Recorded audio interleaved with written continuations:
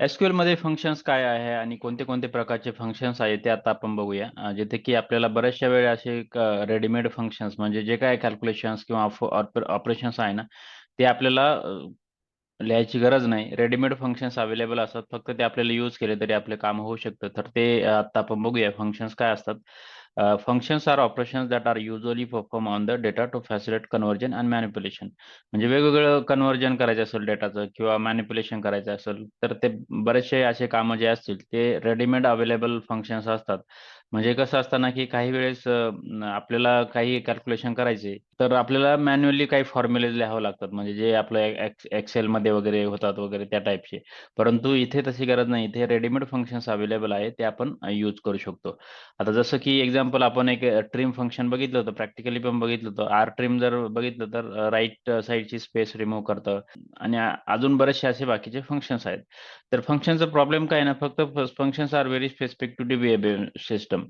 म्हणजे कसं असतं ना, की काही फंक्शन्स अवेलेबल असतात Microsoft SQL सर्व्हरच्या ह्याच्यात. पण तेच फंक्शन दुसऱ्या च्या डेटाबेसमध्ये अवेलेबल असतीलच असं नाही किंवा पण त्याचा सिंटॅक्स थोडाफार वेगळा असू शकतो. आता जसं की DB2 म्हटलं, की Oracle, Postgre आणि SQL म्हणजे सबस्ट्रिंग जर काढायची असेल आपल्याला एक मोठी स्ट्रिंग आहे त्याच्यातून फक्त काही पार्ट काढायचा असेल तर ते सबस्ट्रिंग यूज करतो. तर MySQLमध्ये तेच फंक्शन जर असलं तर पूर्ण नाव आहे सबस्ट्रिंग आणि इथं फक्त सब-str असं फंक्शन आहे. तर हे थोडेफार चेंजेस असतात. ते आपल्याला फक्त माहीत करून घ्यावं लागतात. अदरवाईज हे काही एवढं अवघड नाहीये समजून घेण्यासाठी.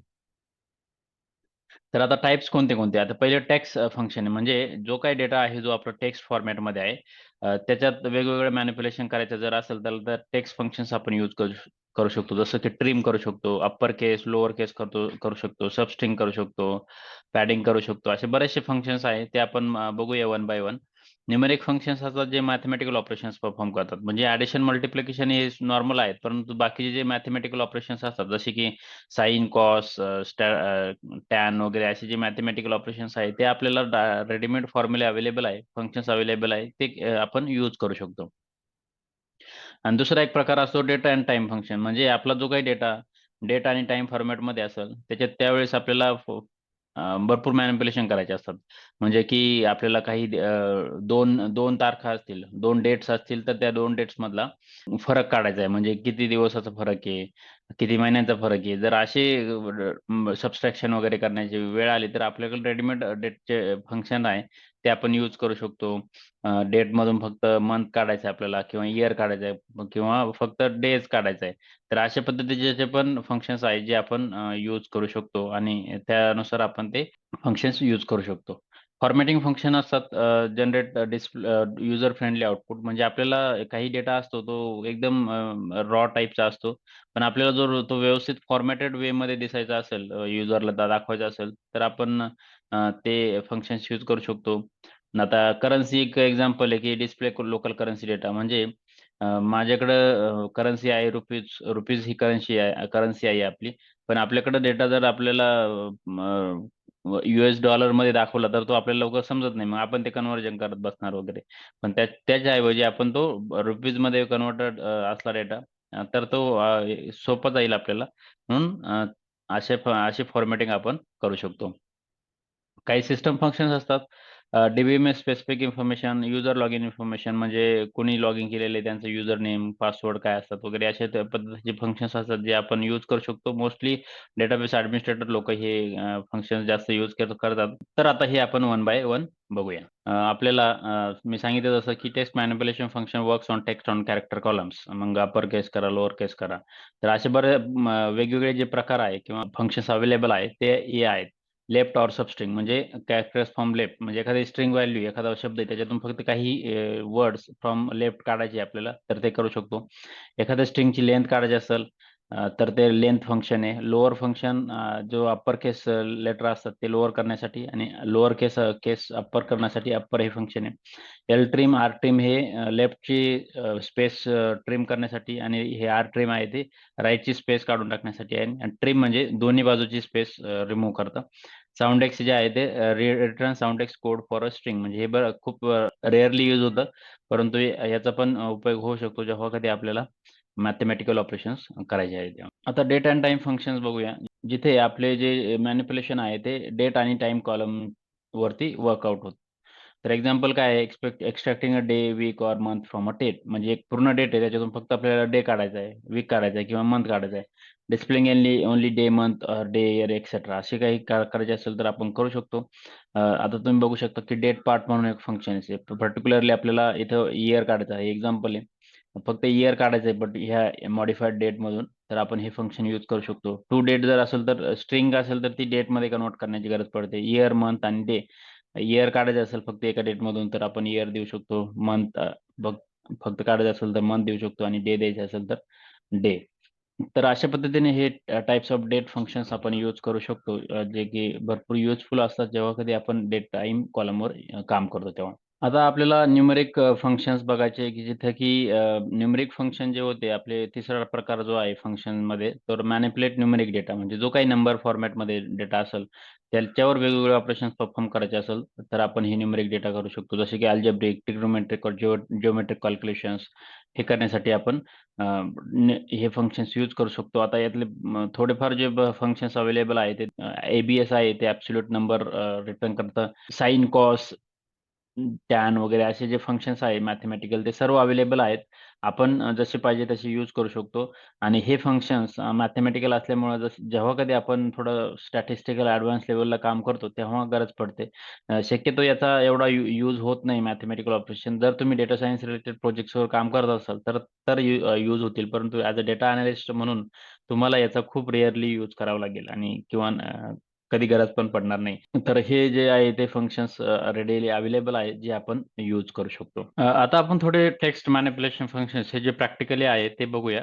हे वन बाय वन आपण सर्वच फंक्शन्स बघणार आहोत. तर आता सर्वात प्रथम आपण जर एखादा टेबल जो वापरला आहे त्याच्यावर सिलेक्ट केलं आणि आपल्याला जर काही हा स्ट्रिंग रिलेटेड डेटा आहे म्हणजे हे जे 2 कॉलम आहे ते टेक्स्ट डेटा टाइप आहे. मग याला काय करू शकतो ना आपण वेगवेगळे ऑपरेशन्स परफॉर्म करू शकतो याच्यावरती. तर आपण आता सपोज मला आता टायटल आणि इथं डिस्क्रिप्शन वगैरे हे जे कॉलम आहे ते मी आता इथे फक्त लिहितोय आणि याच्यावर मला काही ऑपरेशन्स करायचे आता हे 2 कॉलम आहे. तर मी सपोज मला आता इथे लेंथ काढायची या पर्टिक्युलर कॉलमची. तर ती आपण काढू शकतो. Length of description. तर हे जर केलं, तर तिसरा कॉलम येईल. डिस्क्रिप्शन ह्या टेक्स्ट कॉलमची लेंथ किती? तर प्रत्येकाची याची जेवढी आहे 32 आहे, याची 30. तर हे झालं. आता दुसरं एक फंक्शन आहे जे सबस्ट्रिंग म्हणजे याच्यातली मला पर्टिक्युलर स्ट्रिंग एक्स्ट्रॅक्ट करायची आहे. म्हणजे लेट्स से पहिल्या टायटलमधलं मला फक्त की 2च 0 टू लेट्स से 10 पर्यंत आपल्याला काही डेटा एक्स्ट्रॅक्ट करायचा आहे. तर डेटा एक्स्ट्रॅक्शनसाठी आपलं हे सबस्ट्रिंग फंक्शन आहे आणि ज्याच्यातून आपल्याला एक्स्ट्रॅक्ट करायचं आहे ते कॉलमचं नाव द्यायचं आहे. टायटलमधून द्यायचं आहे. मग मी आता सुरुवात करणार 0 पासनं आणि मला सपोज 10 कॅरेक्टर काढायचे. हां. तर मी काय करणार हे 0 टू 10 आता इथं बघितलं गेटिंग स्टार्टेड आणि इथं 10 पर्यंत काय आहे, की आता ही स्पेस पण कन्सिडर केली. 0 पासून स्टार्ट होणार आणि 10 एंडिंगपर्यंत. आपल्याला असं जर वाटलं, की मला 10 तिथून नाही चालू करायचं, मला हे 5 नंबरपासून चालू करायचंय. तर तिथं पण ते पण होऊ शकतं. जर 5 पासून केलं तर मग काय होईल ना, की इथून असं मधूनच आपण एक्स्ट्रॅक्ट करू शकतो. अशा पद्धतीने हे सबस्ट्रिंग कॅल्क्युलेट करू शकतो आपण आणि बाकीचं दुसरं एक लेफ्ट पण आहे. लेफ्ट फंक्शन जे आहे ते पण काय करतं ना, की आता मी टायटल दिलं आणि मला लेफ्टचे सपोज मला माहिती आहे, की फिक्स 10 कॅरेक्टर मला काढायचे किंवा 12 कॅरेक्टर काढायचे, तर आपण देऊ शकतो. आता इथं 2 पॅरामीटर एक्स्ट्रा एक इथे 3 पॅरामीटर द्यावं लागतं सबस्ट्रिंगमध्ये टायटल आणि त्याच्यानंतर स्टार्ट इंडेक्स आणि एंड इंडेक्स. पण इथे फक्त स्टार्ट इंडेक्स न देता हे 0लाच स्लेपपासून चालू करेल, परंतु एंड काय असेल 12 पर्यंत. तर याला मी एक्झिक्यूट केलं, तर तुम्ही बघशाल की इथं 0 पासून इथं झालेलं आहे.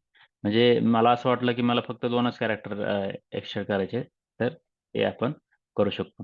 तर अशा पद्धतीने हे आपण लेंथ आणि सबस्ट्रिंग आणि लेफ्ट असे 3 फंक्शन्स यूज करू शकतो.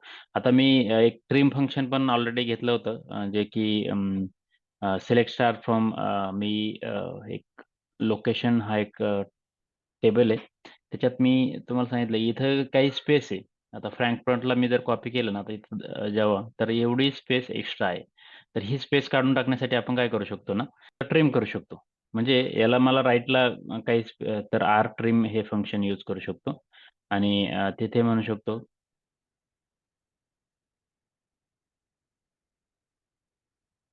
तर आता इथं जे बघितलं आणि कॉपी पेस्ट करून बघितलं, तर इथं हीच काही स्पेस नाही मागे-पुढे. तर अशा पद्धतीने हे आर-टीम यूज करू शकतो. जर ट्रिम यूज केला तर दोन्ही बाजूची स्पेस निघून जाते लेफ्ट आणि राइट. जर आपल्याला शुअर असेल की लेफ्टलाच स्पेस आहे ती काढून टाकायची, तर एल ट्रिम यूज करा. राइटला स्पेस असेल काढायची तर आर ट्रिम यूज करा किंवा माहीतच नसेल की कोणत्या बाजूला स्पेस आहे, तर ट्रिम फंक्शन यूज करा. अशा पद्धतीने थोडेफार हे टेक्स्टचे फंक्शन्स आहे जे काही यूज आपण करू शकतो.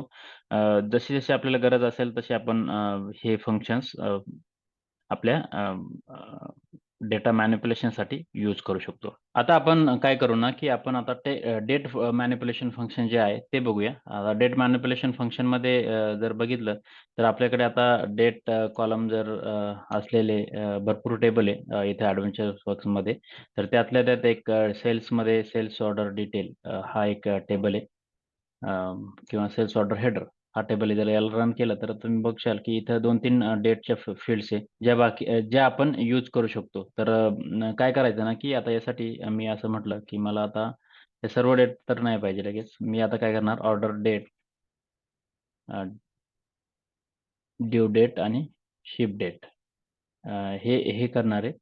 तर त्यासाठी एक डेट पार्ट म्हणून फंक्शन आहे जे की आपल्याला काय करायचं particular part day day, month, year extract करायचं असेल तर ते आपण करू शकतो. आता मला इयर एक्सट्रॅक्ट करायचं आहे ह्या पर्टिक्युलर ऑर्डर डेटमधून. तर मी काय करू शकतो, की असं याला मी एक्झिक्यूट केलं. तर आता तुम्ही बघू शकता, की ही जी डेट आहे ऑर्डर डेटमधले इयर पूर्ण एक्सट्रॅक्ट झाले. आता हे जर मी मंथ केलं